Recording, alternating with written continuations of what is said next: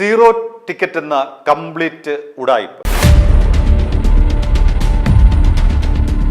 UDF പ്രകടന പത്രികയിലെ ഏറ്റവും glamour ഇനമായിരുന്നു Indira guarantee പ്രകാരമുള്ള KSRTCയിലെ സ്ത്രീകൾക്കുള്ള സൗജന്യ യാത്ര.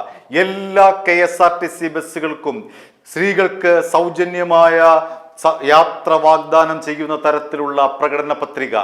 ഏത് സമയത്തും ഏത് KSRTC ബസ്സിലും എത്ര നേരം വേണമെങ്കിലും എത്ര പ്രാവശ്യം വേണമെങ്കിലും സ്ത്രീകൾക്ക് യാത്ര സൗജന്യ യാത്ര അനുവദിക്കുമെന്നായിരുന്നു പ്രകടന പത്രികയിൽ UDF പറഞ്ഞിട്ടുള്ളത്.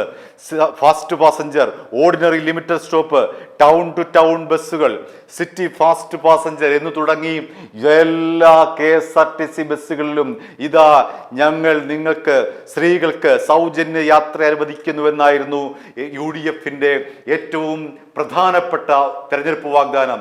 എന്നിട്ട് എന്തുണ്ടായി? ഇന്നലെ മന്ത്രി VD സതീശൻ പറഞ്ഞിരിക്കുകയാണ്, ഓർഡിനറി സർവീസിൽ മാത്രമേ സ്ത്രീകൾക്ക് സൗജന്യ യാത്ര അനുവദിക്കുകയുള്ളൂ എന്ന്. ഇത് മുഖ്യമന്ത്രി സതീശൻ അധികാരമേറ്റ ശേഷം നടത്തിയ ആദ്യത്തെ മന്ത്രിസഭയിൽ പറഞ്ഞ അതേ കാര്യം തന്നെയാണ്. അന്ന് സതീശൻ ഒരു വാക്കുകൂടി പറഞ്ഞു, തൽക്കാലത്തേക്ക് ഓർഡിനറിയിൽ മാത്രമേ ഉള്ളൂ, അടുത്ത മന്ത്രിസഭാ യോഗം കഴിയുമ്പോഴേക്കും ഇതിൽ എന്തെങ്കിലും തിരുത്തലുണ്ടെങ്കിൽ അക്കാര്യം പറയാം. കൂടുതൽ ബസ്സുകളിലേക്ക് ഈ സൗജന്യ സർവീസ് നടത്തുന്ന കാര്യം രണ്ടാമത് മന്ത്രിസഭ കൂടുമ്പോൾ ഞങ്ങൾ ആലോചിക്കും, അത് കൂടുതൽ വിശാലമാക്കും. തൽക്കാലത്തേക്ക് ഓർഡിനറി എന്നായിരുന്നു ആദ്യത്തെ മന്ത്രിസഭാ യോഗത്തിലെ തീരുമാനം. അത് നമ്മൾ വിശ്വസിക്കുകയും ചെയ്തു. നമ്മൾ വിചാരിച്ചു ഇതാ വരുന്നു കൂടുതൽ ബസ്സുകളിലേക്ക് സ്ത്രീകൾക്ക് സൗജന്യ യാത്രയെന്ന്. പക്ഷേ എവിടെയാണ് സതീശ ഇന്ദിരാ ഗ്യാരണ്ടി എന്ന് പറയുന്ന നിങ്ങളുടെ ഏറ്റവും പ്രധാനപ്പെട്ട സ്ത്രീകൾക്കുള്ള സൗജന്യ യാത്ര എന്ന് പറയുന്ന ആ ഒരു പച്ചക്കള്ളം? എവിടെയും ഏത് സമയത്തും ഏത് കാലത്തും ഏത് KSRTC ബസ്സിലും സ്ത്രീകൾക്ക് സൗജന്യ യാത്ര അനുവദിക്കുമെന്നുള്ള പച്ചക്കള്ളം പറഞ്ഞിട്ട് ഇതാ നമ്മൾ മലയാളികളുടെ കണ്ണിൽ മുളകുപൊടി വാരിയിട്ടിരിക്കുന്നു ഈ UDF സർക്കാർ. കണക്കുകൾ നിരത്തി നമുക്ക് സർക്കാരിന്റെ ഈ കള്ളത്തരം പൊളിക്കേണ്ടതുണ്ട്. ആകെ ഓർഡിനറി ബസ്സുകൾ എന്ന് പറയുന്ന സംസ്ഥാനത്ത് 1856 KSRTC ബസ്സുകളാണ് സംസ്ഥാനത്താകെ ഓർഡിനറി ആയിട്ടുള്ളത്. അതിൽ ഏറ്റവും കൂടുതലുള്ളത് തിരുവനന്തപുരമാണ്. തെക്കൻ കേരളം, തെക്കൻ ജില്ലകൾ കേന്ദ്രീകരിച്ച് നമുക്ക് KSRTC ഓർഡിനറി ബസ്സുകളുടെ കണക്കുകൾ പരിശോധിക്കാം. തിരുവനന്തപുരത്ത് 449, കൊല്ലം 208, പത്തനംതിട്ട 93, ആലപ്പുഴ 122, കോട്ടയം 102, ഇടുക്കി 66.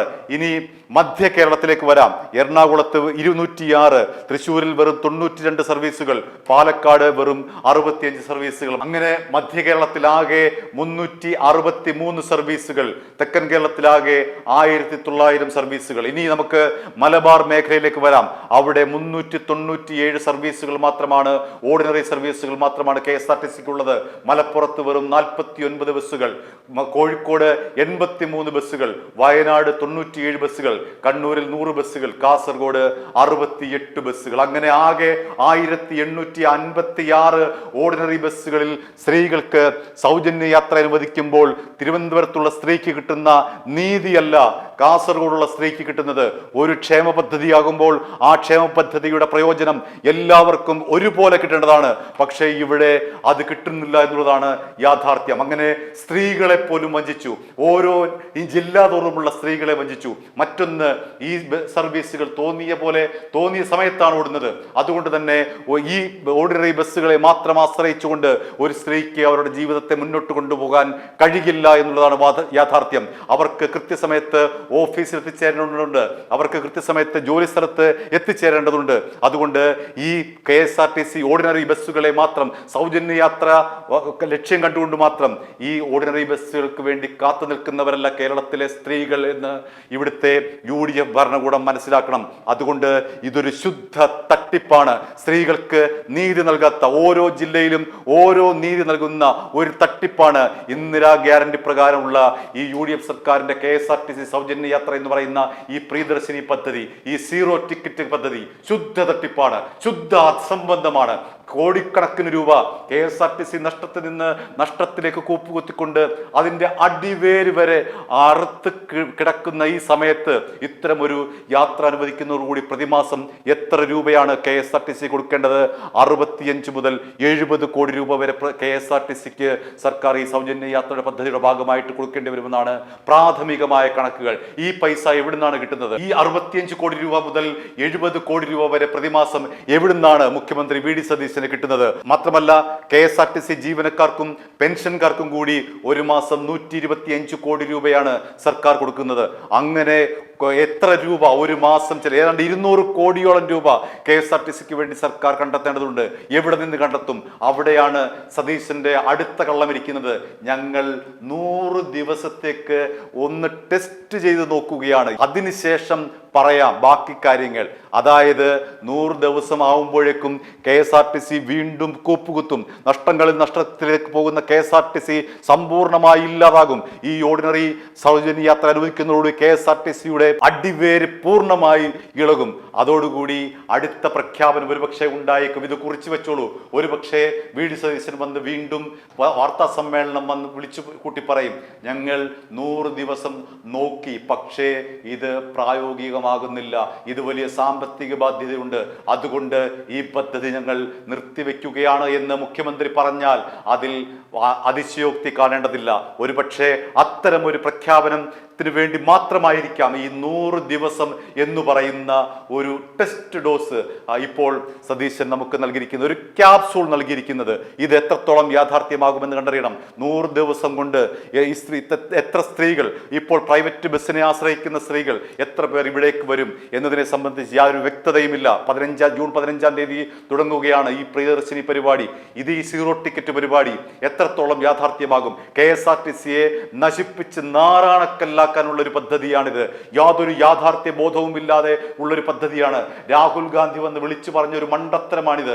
UDF അധികാരത്തിൽ വന്നു കഴിഞ്ഞാൽ കേരളത്തിൽ സ്ത്രീകൾക്ക് സൗജന്യ യാത്ര നടത്തുമെന്ന് രാഹുൽ ഗാന്ധി, ഉത്തരേന്ത്യൻ സംസ്ഥാനങ്ങളിൽ മാത്രം പരിചയമുള്ള രാഹുൽ ഗാന്ധി, അവിടുത്തെ ഗ്രാമീണ ജീവിതങ്ങളെ കണ്ടു വളർന്ന രാഹുൽ ഗാന്ധി, അല്ലെങ്കിൽ അവിടെ കണ്ട് ബോധ്യപ്പെട്ട രാഹുൽ ഗാന്ധി, അതുപോലെയുള്ള സ്ത്രീകളാണ് കേരളത്തിലുമെന്ന് വിശ്വസിച്ചുകൊണ്ടാണ് അത്തരമൊരു മണ്ടൻ പ്രഖ്യാപനം ഇറക്കിയത്. നമ്മുടെ സ്ത്രീകൾ അങ്ങനെയല്ല. ഇവിടുത്തെ ഓരോ സ്ത്രീകൾക്കും സ്വകാര്യ മേഖലയിൽ ജോലി ചെയ്യുന്നവരാണ്, സർക്കാർ മേഖലയിൽ ജോലി ചെയ്യുന്നവരാണ്. കേരളത്തിലെ ബഹുഭൂരിപക്ഷം സ്ത്രീകളും സ്വന്തമായി വരുമാനം കണ്ടെത്തുന്നവരാണ്, കൃത്യമായ മാസ വരുമാനമുള്ളവരാണ്. അവർക്ക് ഈ 10, 15, 5, 6 രൂപ ലാഭിച്ചതുകൊണ്ട്, ദിവസം ലാഭിച്ചതുകൊണ്ട് ഒന്നും നഷ്ടപ്പെടാനില്ല. അവർക്ക് ഇതുകൊണ്ട് നാണക്കേടല്ലാതെ മറ്റൊന്നും ഉണ്ടാകാനില്ല. എത്ര സ്ത്രീകളാണ് ഓർഡിനറി ബസ്സിനെ ആശ്രയിച്ചുകൊണ്ട് കൃത്യസമയത്ത് അവരുടെ ഓഫീസിൽ, അവരുടെ ജോലി സ്ഥലത്തേക്ക് പോകാൻ കഴിയുന്നത് എന്ന് ചോദിച്ചാൽ സതീശന് ഉത്തരമുണ്ടോ? തീർച്ചയായും ഇല്ല.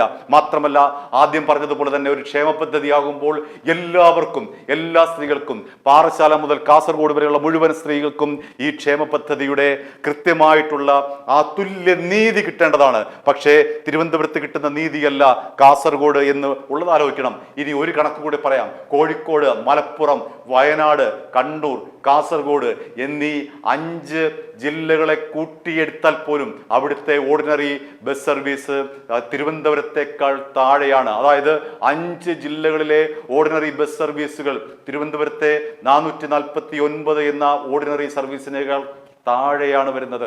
അങ്ങനെ വരുമ്പോൾ എങ്ങനെയാണ് തുല്യനീതി ഉറപ്പാക്കുക?